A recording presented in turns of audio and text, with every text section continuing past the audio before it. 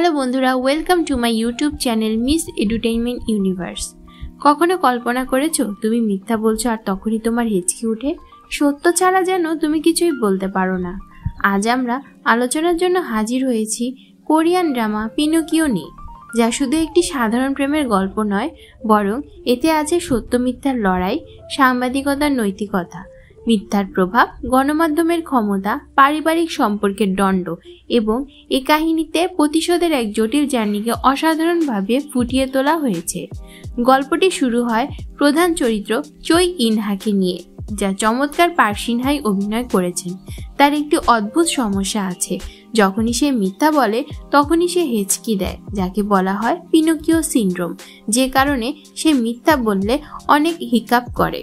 তার এই মজার বৈশিষ্ট্যের জন্য সিরিজে হাস্যরস যুক্ত করে এবং তাকে আরও একটি সৎ মানুষ হিসেবে গড়ে তোলে, কারণ মিথ্যা বলা তার পক্ষে সম্ভব নয়। তার সঙ্গী হচ্ছে চৈ ডালপো, রোলটি প্লে করেছেন লি জন সুক। সে একজন ট্যালেন্টেড সাংবাদিক। তারা দুজন মিলে একসাথে সত্য উদ্ঘাটনের চেষ্টা করে। আসো গল্পটাকে পুরো বিশদভাবে বিশ্লেষণ করি। গল্পের শুরুতে দেখা যায় কি হা মিয়ং এক সুখী পরিবারে বেড়ে উঠেছে। তার বাবা কি হোসাং একজন দায়িত্ববান ফায়ার ফাইটার, যিনি একটি বড় বিস্ফোরণের পর নিখোঁজ হয়ে যান। সংবাদ চ্যানেল এমএসসি এর সাংবাদিক সং চাওকে দাবি করেন কি হোসাং আসলে পালিয়ে গেছেন নিজের দোষ ঢাকার জন্য। সং চাওকে আর কেউ নয়, চৈ ইনহার মা। মিডিয়া কি হোসাংকে ভিলেন বানিয়ে ফেলে এবং জনগণের ঘৃণার শিকার হয় তার পরিবার। এই মিডিয়া কভারেজের কারণেই কি হা মিয়ং এর মা আত্মহত্যা করেন আর ছোট কি হা মিয়ং সমুদ্রে পড়ে গিয়ে নিখোঁজ হয়। সবাই ধরে নেয় সে মারা গিয়েছে, কিন্তু ভাগ্যের খেলায় এক বৃদ্ধ মানুষ চৈ গংপিল সমুদ্রে হা মিয়ংকে খুঁজে পান এবং তাকে নিজের মৃত ছেলের পরিচয় দত্তক নেন। এখন কি হা মিয়ং এর নতুন পরিচয় হয় চৈ ডালপো নামে। ডালপো বড় হতে থাকে চৈ পরিবারে, যেখানে সে তার ভাইজি চৈ ইনহার সঙ্গে বড় হয়। সমস্যাটা হলো ইনহা আসলে সেই সং চাওকের মেয়ে, যে তার বাবার জীবন ধ্বংস করেছিল। ডালপো বড় হয়ে খুবই বুদ্ধিমান এবং পর্যবেক্ষণ শক্তি সম্পন্ন হয়ে ওঠে, যদিও সে নিজের প্রতিভা গোপন রাখে। তার একমাত্র লক্ষ্য ছিল মিথ্যা মিডিয়ার মুখোশ খুলে ফেলা।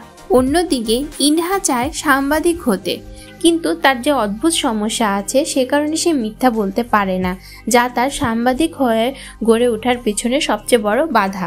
ডালপো প্রথমে সাংবাদিকতার বিরুদ্ধে ছিল, কারণ সে জানতো যে মিডিয়া কতটা ধ্বংসাত্মক হতে পারে, কিন্তু যখন সে দেখে যে সত্য উন্মোচনের জন্য ভালো সাংবাদিকের দরকার, তখন সে সিদ্ধান্ত নেয় যে সে সাংবাদিক হবে। ডালপো ওয়াইজিএন নিউজ চ্যানেলে সাংবাদিক হিসেবে যোগ দেয় আর ইনহা যোগ দেয় তার মায়ের চ্যানেল এমএসসিতে। এভাবেই দুজন একে অপরের প্রতিদ্বন্দ্বী হয়ে যায়। ডালপো একের পর এক বড় বড় কেলেঙ্কারি ফাঁস করতে থাকে, বিশেষ করে সং চাওকের বিরুদ্ধে। ধীরে ধীরে প্রমাণ হতে থাকে যে চাওকে ইচ্ছাকৃতভাবে হামিয়ং এর বাবাকে ফাঁসিয়ে দিয়েছিল মিথ্যা সংবাদ ছড়িয়ে। এই পর্যায়ে ডালপো ও ইনহার মধ্যে দ্বিধা তৈরি হয়। একজন তার মায়ের অন্যায়ের মুখোশ খুলতে চায়, অন্যজন তার মাকে ভালোবাসে কিন্তু সত্যও জানতে চায়। ডালপো একসময় জানতে পারে যে তার বড় ভাই কি জে মিয়ং এখনো বেঁচে আছে এবং সে প্রতিশোধ নিতে শুরু করেছে। ডালপো এর ভাই কি জা মিয়ং এতদিন লুকিয়েছিল আর সে ঠিক করে যারা তার বাবাকে অন্যায়ভাবে দোষী বানিয়েছিল তাদের সবাইকে সে হত্যা করবে। সে একজন সাংবাদিককেও হত্যা করে, যে একসময় তার বাবার বিরুদ্ধে মিথ্যা খবর ছড়িয়েছিল। এখানে ডালপো কঠিন অবস্থায় পড়ে। সে কি তার ভাইকে রক্ষা করবে নাকি ন্যায় বিচার প্রতিষ্ঠা করবে? শেষ পর্যন্ত ডালপো সত্যের পথ খুঁজে নেয় এবং তার ভাইকে পুলিশের হাতে তুলে দেয়, কিন্তু এই ঘটনায় সে ভীষণ ভেঙে পড়ে। ডালপো আর ইনহার সব প্রতিকূলতা পেরিয়ে একে অপরের প্রতি ভালোবাসার কথা স্বীকার করে, কিন্তু তাদের সম্পর্ক সহজ ছিল না, কারণ ইনহা জানতো যে তার মা অন্যায় করেছিল। শেষ পর্যন্ত সাং চাওকে তার ভুল স্বীকার করে এবং মিডিয়ার সামনে ক্ষমা চায়। এটা ছিল এক বিরল দৃশ্য, যেখানে একজন প্রবীণ সাংবাদিক নিজের ভুল স্বীকার করে। ডালপো তার হারিয়ে যাওয়া নাম কি হা মিয়ং পুনরুদ্ধার করে, কিন্তু সে চায় সাংবাদিক হিসেবেই কাজ করতে, কারণ সে জানে সত্য তুলে ধরার জন্য একজন ভালো সাংবাদিকের প্রয়োজন। মিথ্যা সংবাদ কিভাবে একটি পরিবারকে ধ্বংস করে দিতে পারে তা এই ড্রামাটি আমাদেরকে শেখায়। সাংবাদিকদের উচিত সত্য প্রচার করা, কারণ গণমাধ্যমের ক্ষমতা বিশাল। প্রতিশোধ নেয়ার চাইতে ন্যায় বিচারের পথ বেছে নেওয়া ভালো। শেষ পর্বে আমরা দেখতে পাই ইনহা আর ডালপো দুজনই সাংবাদিকতা চালিয়ে যায়, ভালো সাংবাদিক হওয়ার প্রতিশ্রুতি নিয়ে। কেন আমরা পিনোকিও ড্রামা দেখব? পিনোকিও শুধু একটা রোম্যান্স কাহিনী নয়, এটি মিডিয়ার ক্ষমতা ও সত্য মিথ্যার লড়াই নিয়ে দারুণ গল্প। লি জন সুক আর পার্ক শিন হে দুর্দান্ত অভিনয় করেছেন এই ড্রামাটিতে। প্লট অনেক গভীর, যা শুধু প্রেম নয়, সাংবাদিকতা ও সমাজের বাস্তবতাকে তুলে ধরে। এখন আমরা বলবো কেন পিনোকিও ড্রামাটি একটু special. Choi Inha, the unforgettable journalist, রোলটি প্লে করেছেন পার্ক শিন হাই। তার চরিত্রের মধ্যে এমন এক বিশাল শক্তি আছে, তার সংবেদনশীলতা, হাস্যরস আর মজাদার অ্যাকশনে আপনি সহজেই মুগ্ধ হয়ে যাবেন। হেঁচকে ওঠার মুহূর্তগুলো সত্যিই হৃদয়গ্রাহী এবং মজার। লি জন সুক, দ্য ক্যারিসম্যাটিক হিরো। লি জন সুকের কথা না বললেই নয়, তার অনবদ্য অভিনয় দর্শকদের মুগ্ধ করে। একজন ডেডিকেটেড সাংবাদিক হিসেবে তার দৃঢ়তা এবং সংকল্প সত্যি প্রেরণাদায়ক।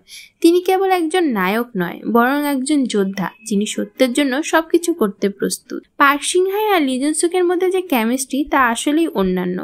তাদের কথোপকথন, হাসি এবং একে অপরের প্রতি যত্ন, এটি আপনাকে মুগ্ধ করবে। কখনো মিষ্টি, কখনো তীব্র, কিন্তু সবসময় আকর্ষণীয়। এখন চলুন দেখি কিছু দুর্বলতা নিয়ে। কিছু সেগমেন্টের প্লট পয়েন্টগুলো অনেক বেশি নাটকীয় মনে হয়েছে, আবার কিছু এপিসোড একটু দীর্ঘ মনে হয়েছে। আমি যখন প্রথম পিনোকিও ড্রামাটি দেখি তখন সত্যি মুগ্ধ হয়ে গিয়েছিলাম। এটি আমার দেখা প্রথম কোরিয়ান ড্রামা। ড্রামাটি যেন আবেগ, কমেডি ও সাসপেন্সের সঠিক সংমিশ্রণ। ইনহা এবং জংসুকের কেমিস্ট্রি এতটাই সজীব যে আপনি তাদের গল্পে ডুবে যেতে বাধ্য হবেন। তবে হ্যাঁ, কিছু জায়গায় প্লট একটু টানা মনে হয়েছিল, কিন্তু মোটামুটি এটি এমন একটি ড্রামা যা না দেখলে আপনার অভিজ্ঞতা অসম্পূর্ণ। আমার রেটিং 4.5 আউট অফ 5, কারণ এটি একটি অসাধারণ শৈল্পিক সৃষ্টি। যারা কোরিয়ান ড্রামা ভালোবাসেন তাদের জন্য এটি একবার দেখা উচিত। নতুন ড্রামা ভক্তদের জন্য এটি একটি দারুণ শুরু হতে পারে। তাহলে কেমন লাগলো রিভিউ? আপনারা কি দেখেছেন পিনোকিও? আপনার ফেভারিট সিন কোনটি? নিচে কমেন্ট করে জানাবেন। এবং যদি আরও কন্টেন্ট দেখতে চান তাহলে সাবস্ক্রাইব করতে ভুলবেন না। লাইক দিন, আর পরের ভিডিওতে দেখা হবে। আর নিও।